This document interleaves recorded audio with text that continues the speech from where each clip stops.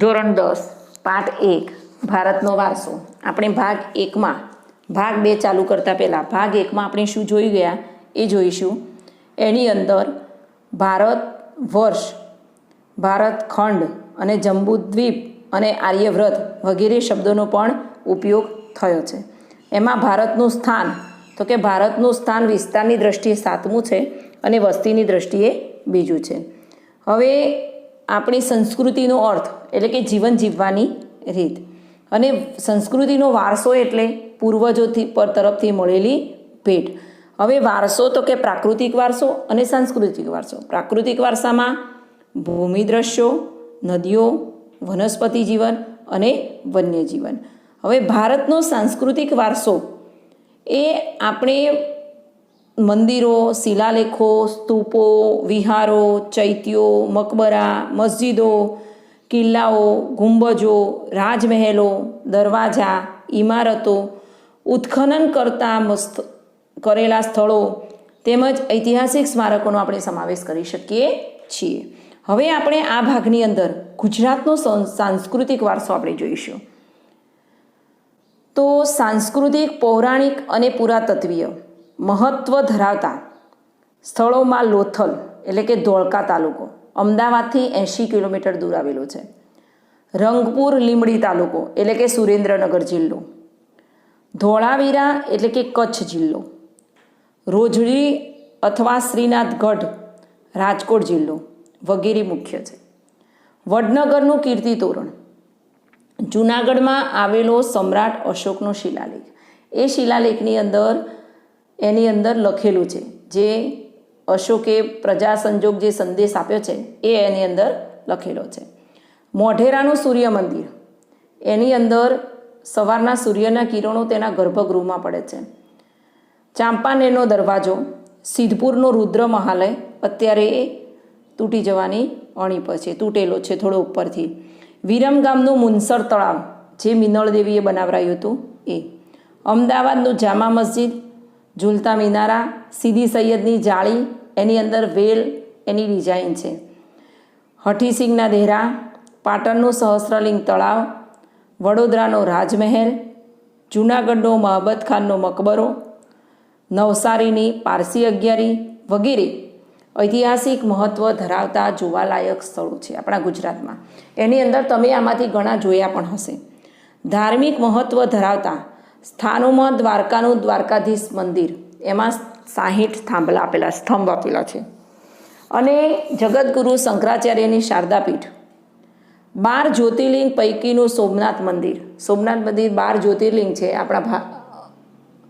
એમાં આપણા ગુજરાતની અંદર એક સોમનાથનું મંદિર છે. ઉત્તર ગુજરાતમાં અંબાજી એટલે બનાસકાંઠા જિલ્લો, એનું શું મહત્ત્વ તો કે ભાદરવી પૂનમનો એનો મેળો ભરાય. બહુચરાજી એટલે કે મહેસાણા જિલ્લો, અને મહાકાલી માતાજી એટલે પાવાગઢ પંચમહાલ જિલ્લો. મીરા દાતાર એટલે કે ઉનાવા મહેસાણા. જૈન તીર્થ પાલિતાણા એટલે ભાવનગર જિલ્લો, એમાં 862 મંદિરો નાના મોટા પાલિતાણામાં જૈનોના આવેલા છે. રણછોડરાયજી મંદિર ડાકોર ખેડા જિલ્લો, તે ગોમતી તળાવ આવેલું છે. શામળાજી અરવલ્લી જિલ્લો વગેરે તીર્થસ્થાનો ગણાવી શકાય.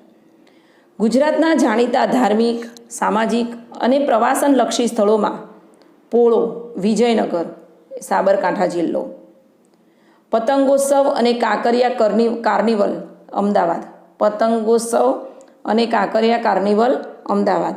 તાનારીરી મહોત્સવ એટલે કે વડનગર. તાનારીરી કોણ હતું તો કે નરસિંહ મહેતાની પૌત્રીઓ. ઉત્તરાર્ધ નૃત્ય મહોત્સવ મોઢેરા. રણોત્સવ કચ્છ વગેરેનો સમાવેશ થાય છે. હવે જૈન બૌદ્ધ પ્રવાસન સ્થળો તો કે ગુજરાતમાં જૈન અને બૌદ્ધ ધર્મના પ્રચાર પસાર થયેલો, જેના આધાર સ્વરૂપે ગુજરાતમાં વડનગર, તારંગા, ખંભાલીડા, જૂનાગઢ, શામળાજી, કોટેશ્વર, તળાજા, ઢાંક, ઝઘડિયા વગેરે સ્થળોએ બૌદ્ધ અને જૈન ગુફાઓ જોવા મળે છે. હવે આ થઈ પ્રવાસન સ્થળો, જોવાલાયક સ્થળોની વાત આપણા સાંસ્કૃતિક વારસામાં. પણ હવે આપણે જોઈશું ગુજરાતના મેળા. તો એ મેળા ક્યારે, એનું સ્થળ કયું, મેળાનું નામ શું અને એ મેળો ક્યારે ઉજવવામાં આવે છે એ આ ટૂંકા પ્રશ્નમાં ખાસ પૂછાય છે. તો ગુજરાતની ભાતીગળ સંસ્કૃતિમાં વિવિધ સ્થળોએ પરંપરાગત રીતે ધાર્મિક સામાજિક મહત્ત્વ ધરાવતા મેળાઓ યોજાય છે. જે પૈકી મુખ્ય મેળાઓ વિગતે છે. હવે પહેલો છે મોઢેરાનો મેળો. તો કે મોઢેરા ક્યાં આવ્યું? મહેસાણા. શ્રાવણ વદ અમાસના દિવસે ઉજવાય છે. હવે બહુચરાજીનો મેળો. તો બહુચરાજી ક્યાં આવ્યું? મહેસાણા. હવે ચૈત્ર સુદરી. શામળાજીનો કાળિયા ઠાકોરજીનો મેળો. તો કે શામળાજી અરવલ્લી જિલ્લામાં. કારતક સુદ 11થી પૂનમ સુધી. હવે ભાદરવી પૂનમનો મેળો ક્યાં? તો કે અંબાજી બનાસકાંઠા.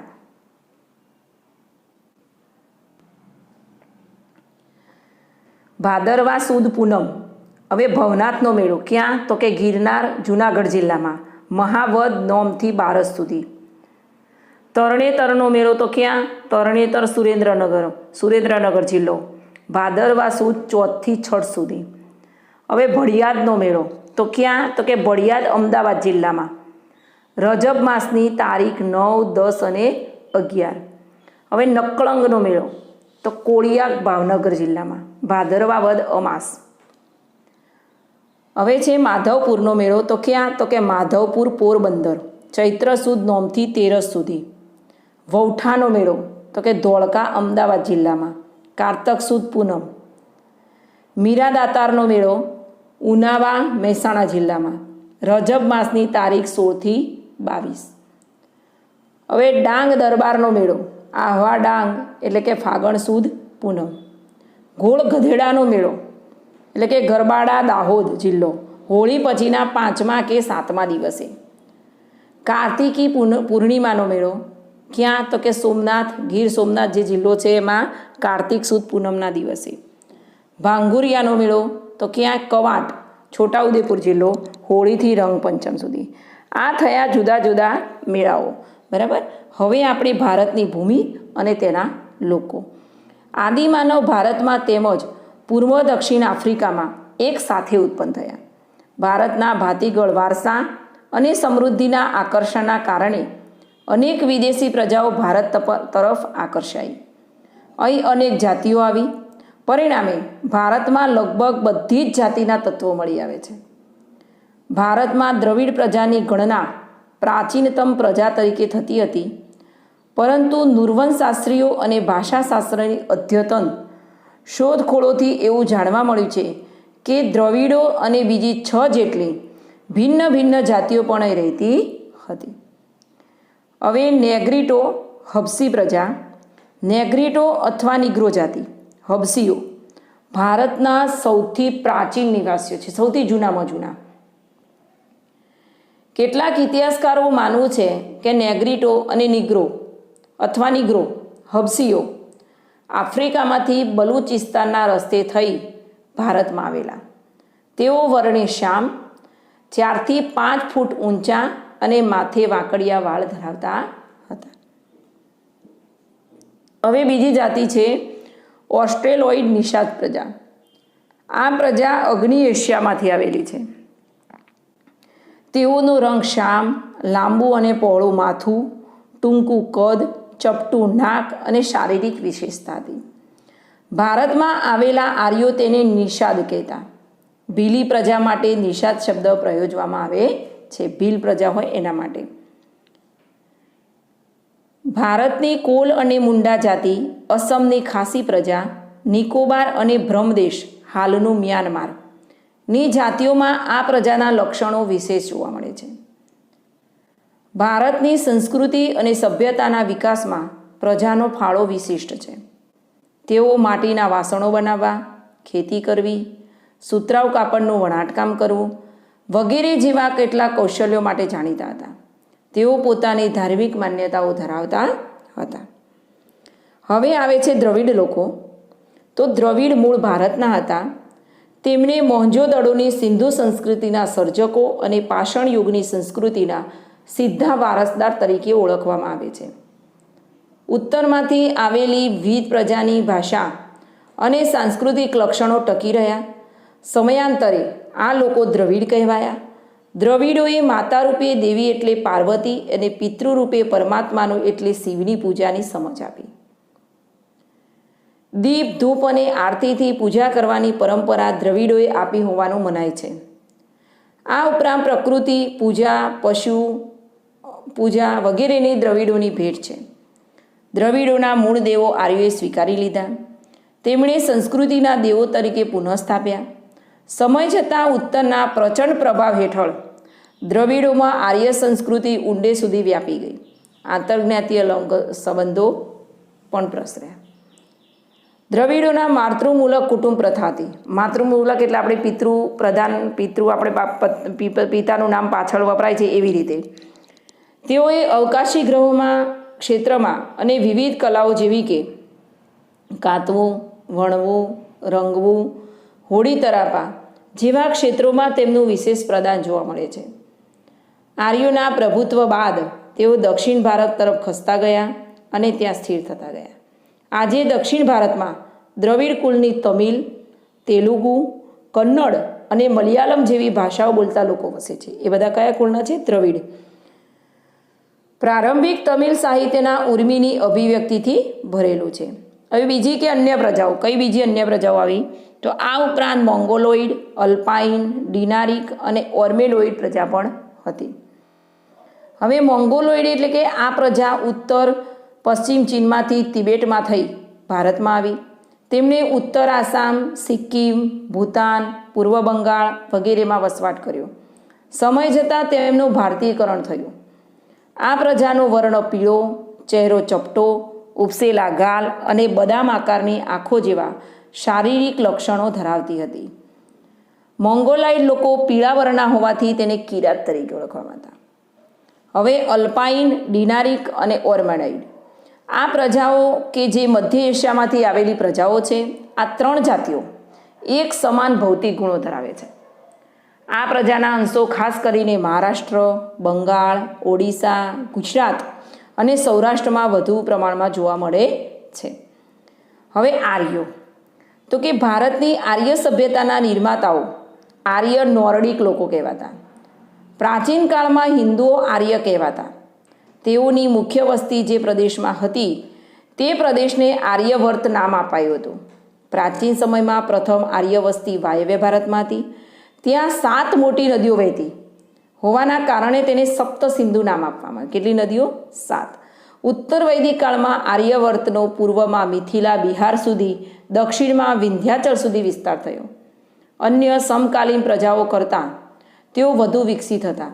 આર્ય ભરત રાજા કે ભરતકુળના નામ પરથી આ વિશાળ પ્રદેશ ભરતભૂમિ, ભારતખંડ, ભારત વર્ષ કે ભારત જેવા નામોથી ઓળખાવા લાગ્યો. આર્યો પ્રકૃતિ પ્રેમી હતા. તેઓ વૃક્ષો, પહાડો, સૂર્ય, વાયુ, નદીઓ, વરસાદ વગેરેની પૂજા આરાધના કરતા. તેમણે આ દરેકની સ્તુતિઓ એટલે કે દરેકની ઋચાઓની રચના કરી છે. એની આ બધી જે માહિતી છે એ ઋગ્વેદમાં આવેલી છે. ઋગ્વેદ જે આપણા 4 ગ્રંથો છે કે ઋગ્વેદ, યજુર્વેદ, સામવેદ ને અથર્વવેદ, એમાંથી સૌથી જૂનામાં જૂનો વેદ ઋગ્વેદ છે અને સૌથી મોટામાં મોટો વેદ પણ ઋગ્વેદ છે. એ ઋગ્વેદની અંદર આ બધી ઋચાઓ આવેલી છે. સમય જતાં વેદ પઠન પ્રચલિત બન્યું. સમયાંતરે તેમાંથી ધાર્મિક વિધિઓ શરૂ થઈ અને પછી યજ્ઞાદિ ક્રિયાઓ ભારતમાં શરૂ થઈ. ભારતમાં આવેલી વિવિધ પ્રજાઓની સંસ્કૃતિઓમાં વિશિષ્ટ તત્વો અપનાવી લઈને એક સમન્વય સંસ્કૃતિનું સર્જન થયું. એટલે જુદી જુદી પ્રજાઓમાંથી આપણે જુદી જુદી વિશિષ્ટતાઓ લીધી છે. સમયાંતરે ભારતમાં આવીને વસેલી બધી જાતિઓ વચ્ચે લગ્ન સંબંધો દ્વારા પ્રજાઓનું સંમિશ્રણ થતું ગયું. બધાની એક વિશિષ્ટ રહેણી કહેણી, અનેક ભાષાઓ, વિચારો, ધાર્મિક માન્યતાઓનો પણ સમાવેશ થાય છે. આમ પ્રારંભકાળથી જ આપણા દેશમાં એક સમન્વયકારી સંસ્કૃતિનું નિર્માણ થતું રહ્યું. નવી નવી પ્રજા, હવે ધારો કે આપણે છે બીજા દેશમાં જઈએ તો આપણું જે અહીંયા કરતા હોય એ બધું આપણે ત્યાં જઈને કરવાના જ છીએ. હા, અમુક એમનું અપનાવીએ અને આપણું એ લોકો અપનાવે. એટલે એકબીજાની સંસ્કૃતિનું આદાન પ્રદાન થાય, આપલે થાય. એટલે એ એકબીજાનો સમન્વય સંસ્કૃતિનો થાય. પ્રારંભકાળથી જ આપણા દેશમાં એક સમન્વયકારી સંસ્કૃતિનું નિર્માણ થતું રહ્યું, જેણે ભારતને ભવ્ય અને સમૃદ્ધ વારસો આપ્યો. ભારતમાં ભાતીગળ સંસ્કૃતિનો વિકાસ થયો. આ પ્રજાઓ પરસ્પર એટલી બધી ભળી ગઈ કે તેમનું કોઈ સ્વતંત્ર અસ્તિત્વ જ ન રહ્યું, અર્થાત એનું ભારતીયકરણ થયું. એટલે એ પ્રજા ભળી ગઈ, એટલે કહી જ ન શકાય કે આ પ્રજા બીજા દેશમાંથી કે બીજેથી આવી છે. આ રીતે પ્રાચીન ભારતમાં આવેલી વિવિધ પ્રજાઓના સંમિશ્રણથી ભારતનો સાંસ્કૃતિક વારસો વિવિધતાપૂર્ણ, ભાતીકળ અને સમૃદ્ધ બન્યો. હવે એ જે બન્યું એ વારસો છે આપણો, જે આપણો વારસો છે એનું આપણું જતન કેવી રીતે અને એનું સંરક્ષણ કેવી રીતે કરવું જોઈએ. ભારતના વારસાની દરેક બાબતોએ ભારતને રળિયામણું, નયનરમ્ય અને આકર્ષક બનાવ્યું છે અને ભારતને ગૌરવ અપાવ્યું છે. આ ભવ્ય વારસાને સાચવીને વિશ્વમાં પ્રતિષ્ઠિત ગૌરવભર્યું અગ્રીમ સ્થાન પ્રાપ્ત કર્યું છે. તેને સાચવવું તે ભારતના પ્રત્યેક નાગરિકને પવિત્ર અને પ્રાથમિક ફરજ છે. આપણે આપણા પ્રાચીન ઐતિહાસિક મૂલ્યો અને મહત્ત્વ ધરાવતા વારસાના સ્થળોને કોઈ નુકસાન ન પહોંચે, કોઈ લીટો નહીં, કોઈ એના પર થૂંકવું નહીં, કચરો નાખવો નહીં, એટલે એને સાચવવું જોઈએ. તે માટે બંધારણમાં નાગરિકની મૂળભૂત ફરજો જણાવી છે. તે મુજબ આપણા ભારતીય બંધારણ અનુચ્છેદ 51 ભારતના નાગરિકોએ જે મૂળભૂત ફરજો દર્શાવી છે તેમાં પણ 6, જ અને ટ અર્થાત 6, 7 અને 9 દર્શાવ્યા મુજબ, એટલે આ બધું પાછા આપણે જે ભારતનું બંધારણ ધોરણ 8માં શીખી ગયા છીએ એ બંધારણની અંદર જે સૌથી મોટું લેખિત બંધારણ છે એની બંધારણની અંદર જે નિયમો છે એની અંદર આ લખવામાં આવ્યું છે. આપણી સમન્વિત સંસ્કૃતિના સમૃદ્ધ વારસાનું મૂલ્ય સમજી તેની જાળવણી કરવાની ફરજ, કે આપણી સંસ્કૃતિ છે એને સાચવવી જોઈએ.